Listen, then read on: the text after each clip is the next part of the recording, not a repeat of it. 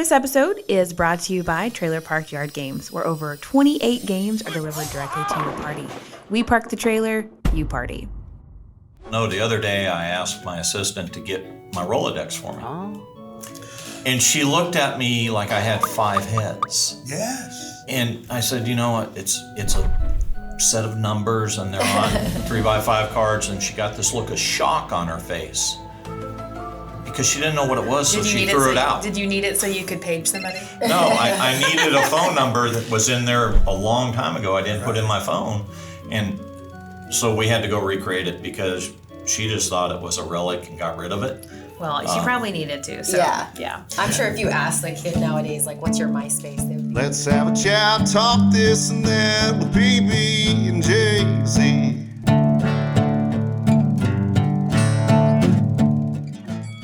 Hello and welcome to the PB and JC podcast. My name is Jaisy and I'm joined by Sarah Paget. Hi, Jaisy. Hey, Sarah and Jaisy, and I'm Bill Stedham. Hi, Bill. Sarah. I like that shirt. You're all bright and yellow, ready for summer. Thank you. I got it at Walmart yesterday because I had nothing to wear today. At Walmart? I think I got the tag somewhere. Don't sleep on Walmart's clothes. They actually have, They're getting better. yeah, great Are stuff. they? I actually sometimes prefer it over Target. Target sometimes has weird sizing, but anyways. When you wear a baby sizes.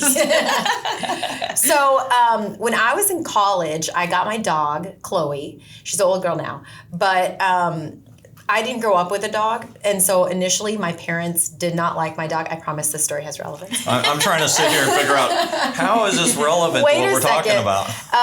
So I didn't grow up with a dog. So at first my parents hated my dog. Were like, when are you going to get rid of the dog? Like, how long is this dog staying? And then of course they loved her. And my mom, to this day, still, English is also not her first language, will always ask me if I've taken her to the veteran.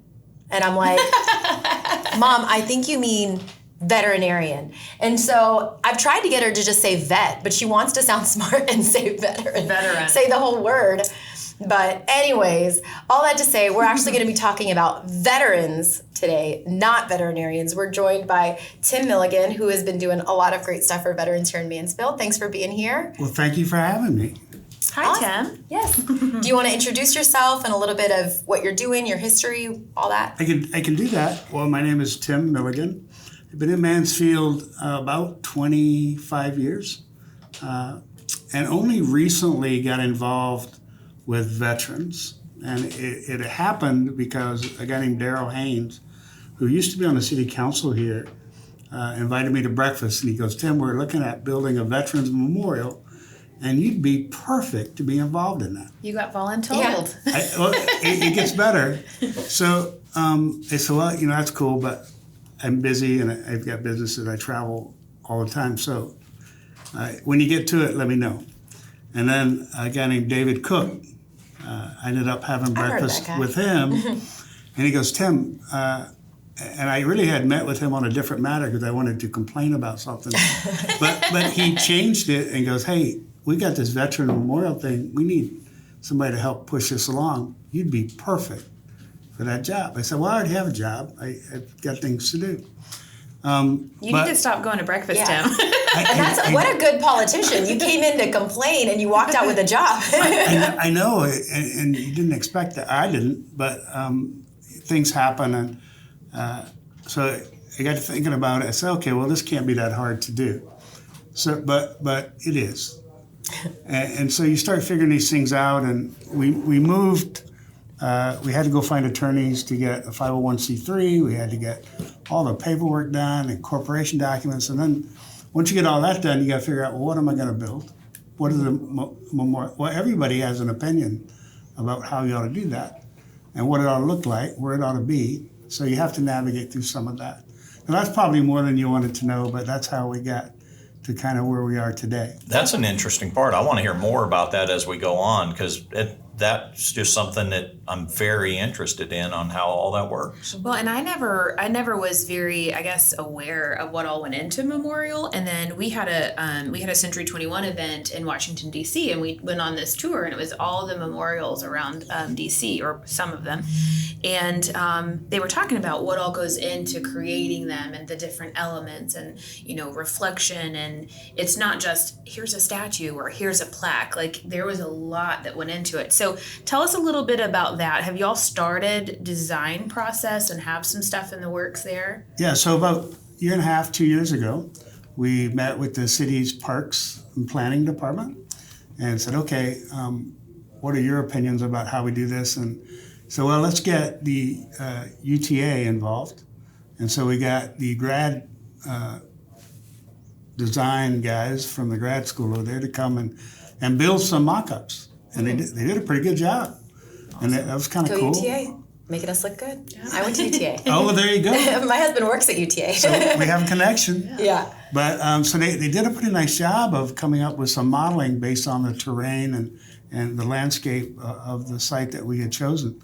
And so we started moving those forward. And then the city decided, hey, let's see if we can get this funded through a bond election that we just went through. And so it got a little bit bigger. It became a bigger park and those types of things, but that's okay. But we have a thought about what we think it's going to look like. Mm-hmm. That's not real definitive, but as you start trying to put costs to these things and try to say, well, what can we afford and what can we do that's appropriate and meaningful for sure to get to why we're doing it.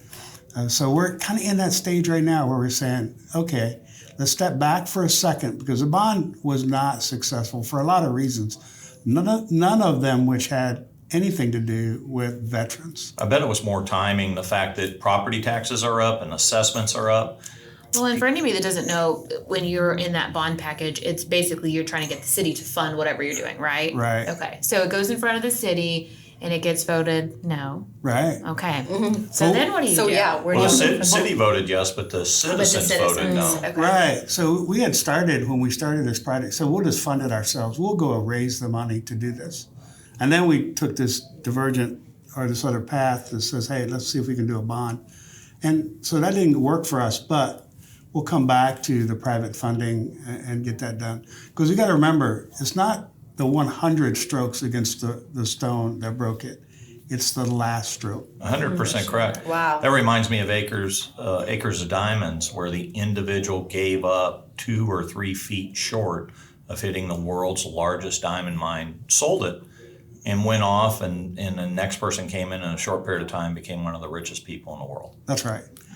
So we can't stop hammering on the rock. So we'll just keep plugging away, and eventually we'll navigate this thing. I'm not that patient, but we'll navigate it and get it done in a right and proper way that aligns with why we started this project to start with. Well, and are you a veteran yourself, Tim? I am. Well, thank you for your service. Well, thank you. I'm a veteran by accident because I got through college and it was like, well, I need a job. And my mother had already explained to me that all my options were go. So go to school, go to work. Go to the military. Yeah. Go whatever you want to do. But whatever it does, it starts with go. With go, right. Yeah. So I can't go home. So I might as well go to the military. So I got my commission, and In what branch? I was in the Army. Oh, okay. For how many years? 10. 10. I just didn't get up. They sent me to grad school, so that kind of worked out good for me. Oh yeah, and the military, had your graduate degree. You know. Yeah. So it was good. It all worked out. And then we got out and got into businesses and kind of been on the right ever since. But That's great. But you've always kind of been a nomad. You were telling us earlier. You grew up where? I grew up. Well, my parents were missionaries, so Kenya, East Africa, and then when I was 10, we moved back to the States and out to a little farming place. So I had to learn how to milk cows and follow up with that task. You need to meet Bill's wife. How many cows did you have? Well, we milked 47 every morning and every night, and then hauled hay in between and plowed the fields and chickens. And, At 10 years old. well, no, I was 12 or 14 by this time. That even better. That's a lot, because what I don't know that most people picked up on, it's every morning. It's every night. There's you can't no get away vacation from it. for a There's farmer. no vacation. Right. And I grew up on a dairy farm, but by the time I came around, they had helpers and we had some machinery. So yeah, I didn't have to. Well, I was the helper. Yeah, so. you were the machinery too, That weren't was you? you. Right. And it was a new experience for me because I just didn't come from that environment. Yeah. What was that like though, moving from Kenya. Moving Back to Sorry. moving from Kenya here to the States, because you had, prior to being 10, or you'd only known being in Kenya. Right. It wasn't Americanized, I guess is a good way to say it. And I sure wasn't countrified, because I didn't really understand the language that they speak out in the country. Now it's just part of my vocabulary. But So, do you still milk cows? Do you still have animals? we have animals, but I don't milk cows. I moved away from that. That was part of my that was part of my desire. Join the Army, see the world, do fun things. So I did all that. And my time in the military was amazing. Just had a great time with it. And when it came time to be done, it was done. And I've had an amazing career. So now I'm back in Mansfield. What a great opportunity to contribute what little bit we can, because if we don't, who will? That's Correct. Well, and why is this project so important to you? Because it sounds like you could have had several reasons to give up by this point. Well, we don't want to give up. But Tom Brokaw wrote a book called The Greatest Generation. I don't know if you've had time Yes. to look at it, but you should. And not because there are just a number of heroic stories in this book, but because most of them came home and created a life, the life that we enjoy. They built infrastructure, they got educated, they did all these things. So you talk about a citizen army, which is really what we have. All of our veterans one day stood on steps and raised their right hand. And they repeated that phrase. And Bill will know what I'm talking about, where it starts, I, and they go, state your name. Do swear that I will defend the Constitution of the United States. The interesting thing about that pledge is there's no ending date on that. So we have thousands of those people that surround us that have come back from their tour of duty, and they're just wanting to get back into the community. But it's not just good enough to come back. You got to come home. You got to find a place that you can put your roots down, that your people are. And so we're those people. And so creating an opportunity for people to reflect and creating an opportunity for them to acknowledge that service and then come home is what we're about. We brought in, if I get too long-winded, just let me know. You're going good. No, you're going good. You're good. We brought in a demonstration, or a display called Remember Our Fallen.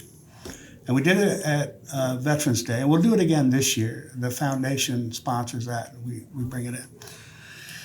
But what it is every service member that has been killed in the line of duty from 9/11 to today. And it's moving, and you should come see it. It's at the lot. It'll be downtown. And what was the date on that? It'll be Veterans Weekend, Veterans Day weekend. Okay. Don't want to miss that. That's November 11th. Yeah. Okay. So whatever they do the parade, it'll be right there. Okay. So you want to take the opportunity. So every face, but it's not the pictures of the uniforms, because they also have pictures of them in their track uniform or their basketball or their blue jeans and their t-shirts. So it humanizes. For sure. I think that's what a lot of people, they separate the two. Like Right. it's two people. You That's know? right. So it gives us an opportunity to see these people as they are. Sons and fathers and Exactly.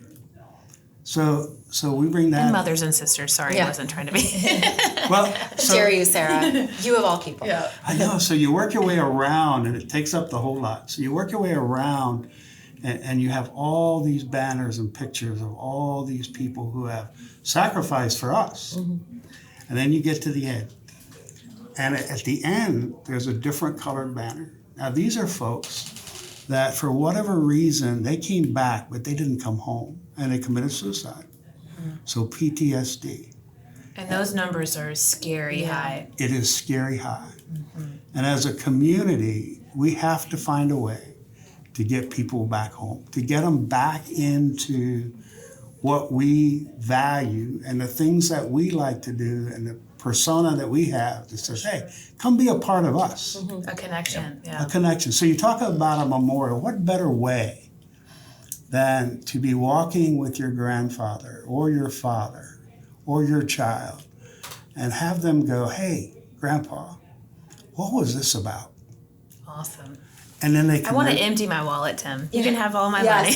and then they can relate the stories that Tom Brokaw caught for us, but just about one generation.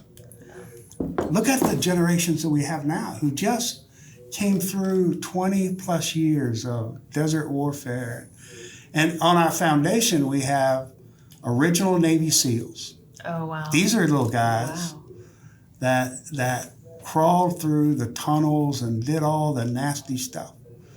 But they're the original. Before the movies made them famous. Yeah. These are the guys.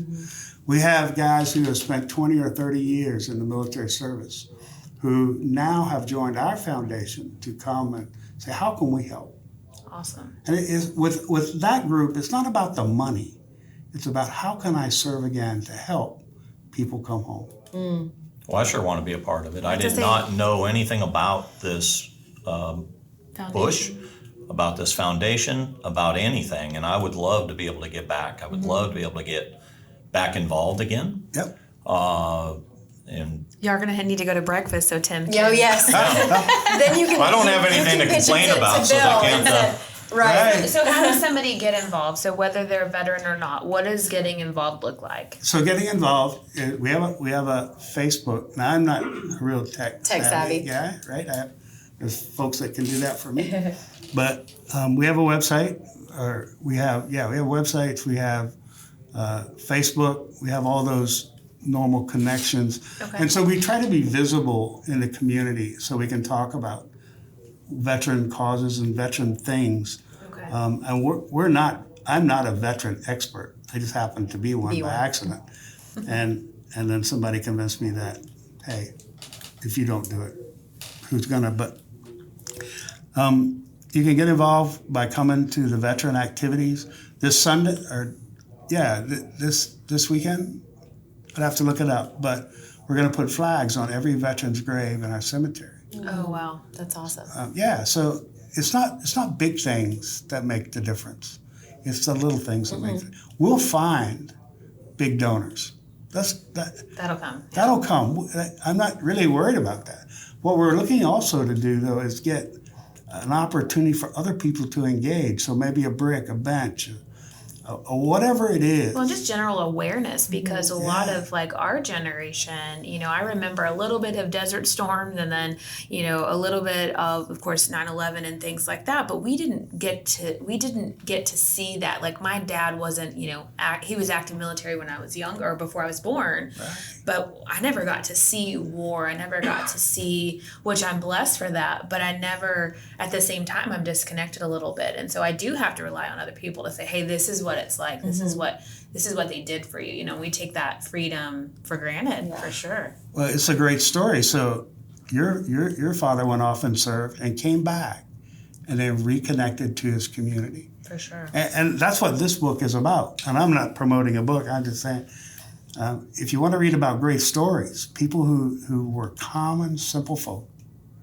went off, did what they needed to do in a terrible way, and then they came back, and now they've created an economy and a country that's just amazing on every corner.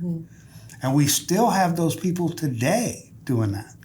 It's amazing to think that when you put it that way, of like they're just regular people that decided one day to do something extraordinary, and then they come back and it's just kind of like, okay, I guess I just go back to normal life. Like, how do I get back into the normal things and connect with my community? That's amazing that you guys are providing those resources and really connecting them with where they are. We're trying, but the foundation I'm with is we're going to build a monument or a place, a memorial, and we call it a memorial and tribute, because you don't have to be dead to be. We want you to be able to come and reflect and have. I had a conversation with someone here in Mansfield not long ago that they were explaining their Vietnam experience, and they said, Tim, we came back and it was terrible. Unwelcomed. And Yeah. they treated us really badly, and I've never got over it.